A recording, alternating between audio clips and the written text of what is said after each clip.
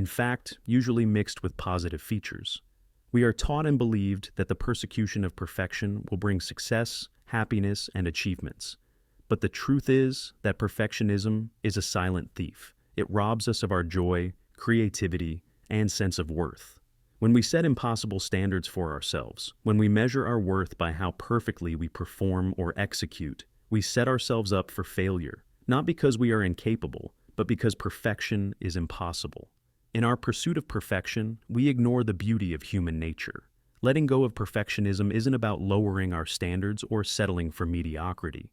It's about freeing ourselves from the need to be flawless and embracing the reality that we are enough just as we are. Perfectionism tells us that we have to do everything right and look perfect in order to be loved and accepted. But the truth is that even though we are not perfect, we still have value. It is our shortcomings, our vulnerabilities and struggles that make us relative, which makes us real and allows us to contact others at a deeper level. When we release the need to be perfect, we open to be seen to be loved for who we are, not an idealized version of ourselves. The pressure to be perfect can be overwhelming. We are constantly bombarded with images, expectations, and messages telling us how we should look, act, and achieve. It is easy to get confident that we must meet these standards. But perfectionism is not just an external hope. It is also the standard for us. We push ourselves beyond our boundaries, we sacrifice our well-being, and we place our own needs because we believe that if we do not get everything right, we will be unworthy. But this thinking only leads to exhaustion, burnout, and interruption.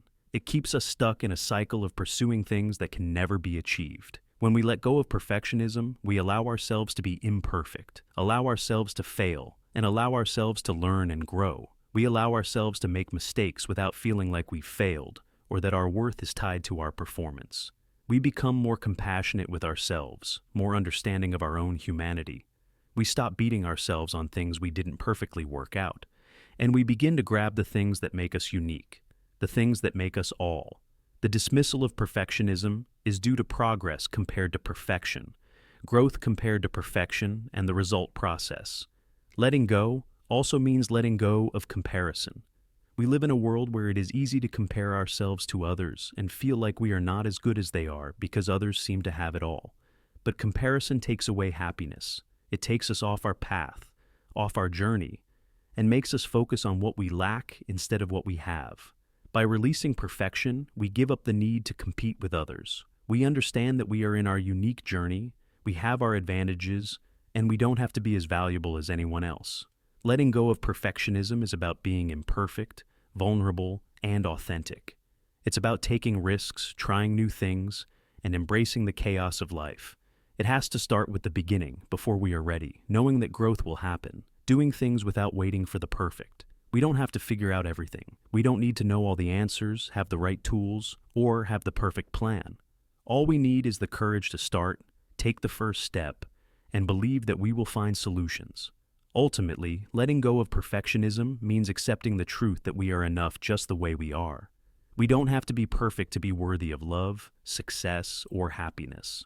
We deserve all of these things simply by being human, simply by showing up to be ourselves.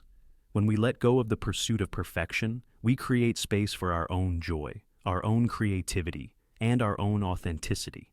We begin to live by our own expressions, not in accordance with the ideal standards, but we start life according to our true identity.